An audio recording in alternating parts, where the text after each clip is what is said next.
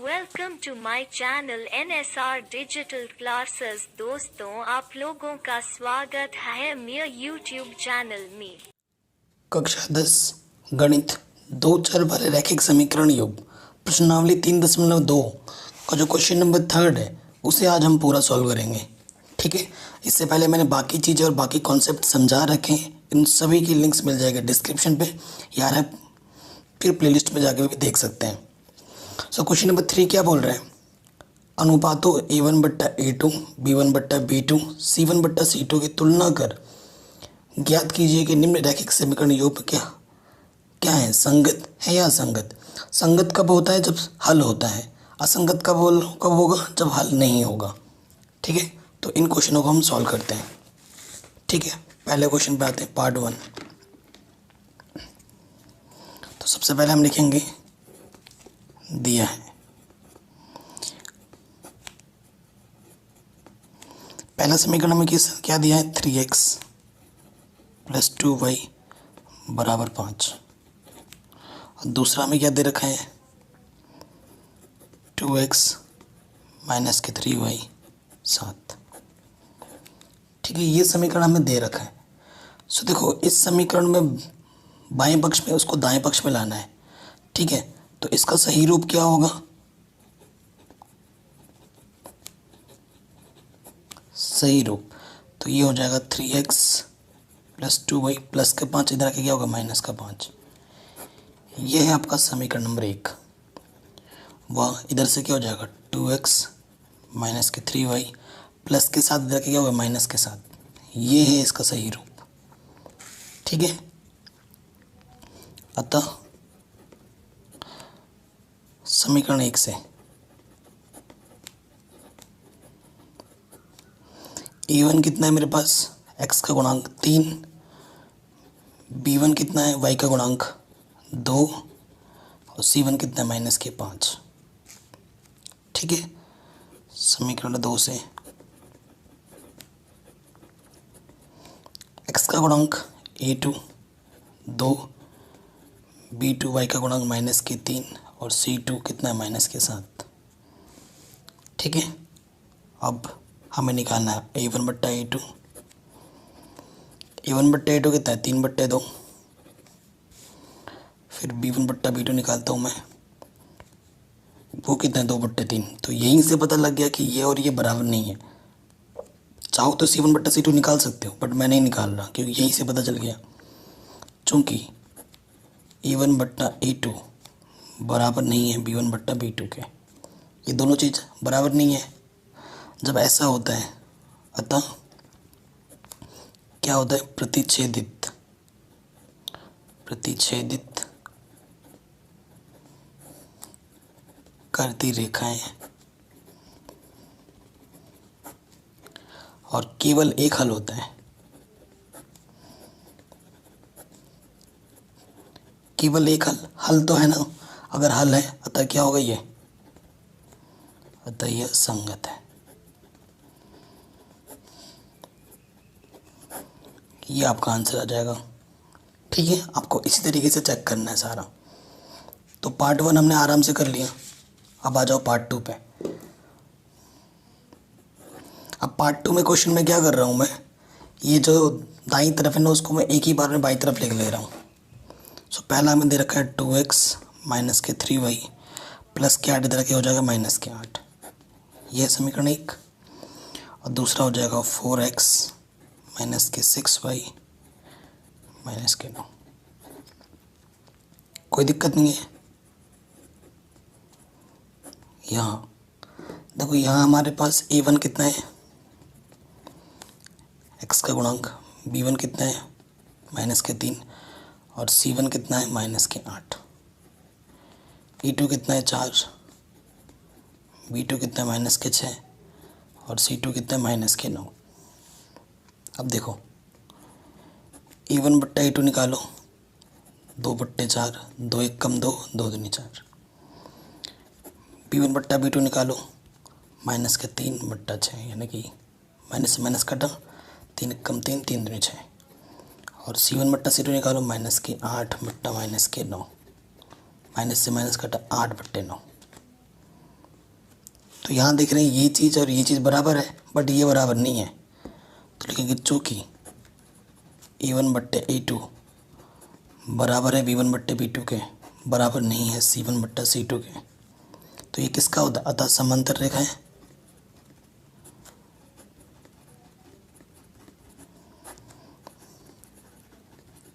समांतर रेखाओं में कोई हल नहीं होता है, कोई हल नहीं। और जब कोई हल ही नहीं है तो क्या होगा? अतः असंगत होगा।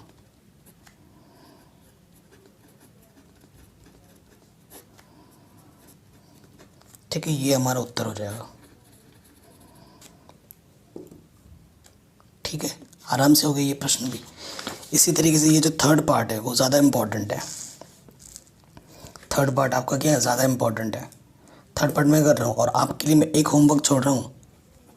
इस फोर्थ पार्ट को आपको करके बताना है मेरे को नीचे कमेंट बॉक्स में कि आपका उत्तर संगत आया है असंगत। ठीक है, ये फोर्थ पार्ट इजी है ना? इसको आप खुद करके मेरे को बताओगे कि संगत आया है असंगत आया है, और जिसका सही होगा मैं उसको रिप्लाई करूँगा। बाकी ये तीसरा और पांचवा मैं खुद कर रहा हूँ। तीसरे पार्ट पे आते हैं।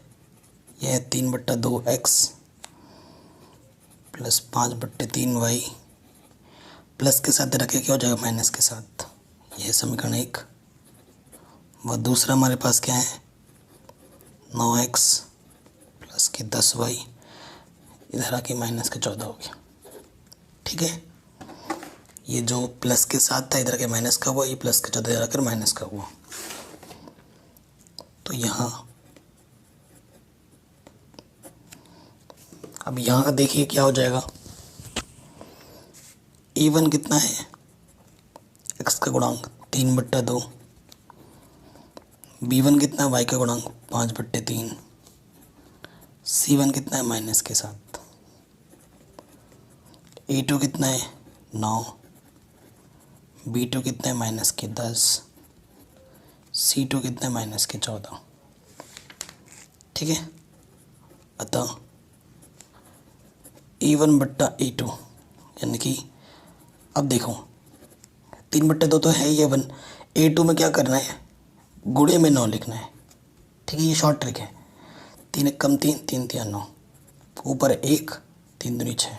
ठीक है, फिर आ जाओ B1/B2। B1 कितना है? 5/3 और B2 का मान क्या है? माइनस के 10। यहाँ पे रख दो 5 1 कम 5, 5 दूनी 10। तो ये माइनस है, ऊपर 1, 3 दूनी 6। ठीक है, अब पहले दो में ही दिख गया बराबर नहीं है, C1/C2 पे निकाल के दिखा देता हूँ।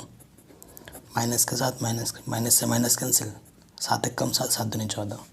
तो पहले दो ही देखो बराबर नहीं है, ये प्लस का है ये माइनस का है। चूँकि A1/A2 बराबर नहीं है B1/B2 का,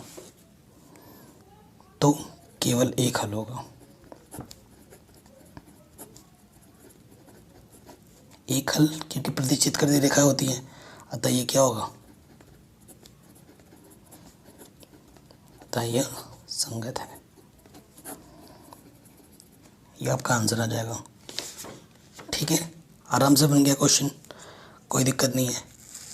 नेक्स्ट क्वेश्चन पे आते हैं, लास्ट 5वें पार्ट में।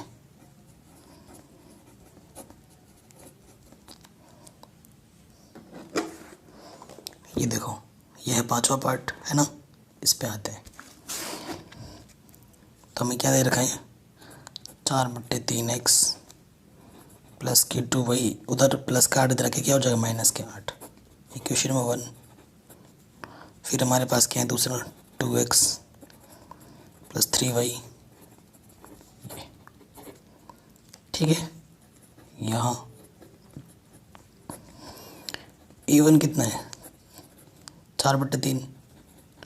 B1 कितना है? 2।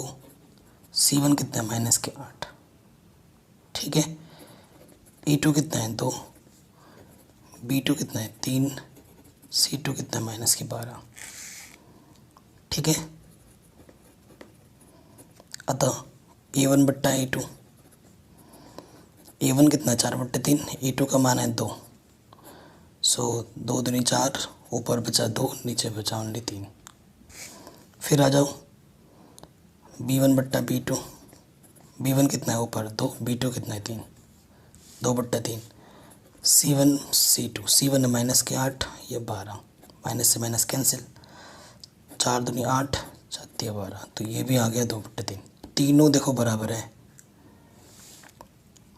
चूँकि E1/E2, B1/B2, C1/C2 आपस में बराबर है, अतः ये क्या होगा, अतः यह समपाती रेखा है।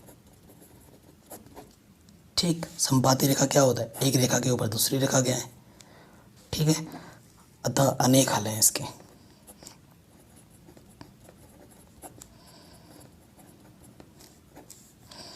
इसलिए ये क्या होगा, अनेक हल तो है ना, तो ये क्या होगा, संगत। तो एक ही केस में संगत आता है, कब, जब कोई हल नहीं होगा तभी आएगा संगत, बाकी दोनों केस में संगत। तो इस तरीके से हमने क्वेश्चन नंबर 3 कर लिया है।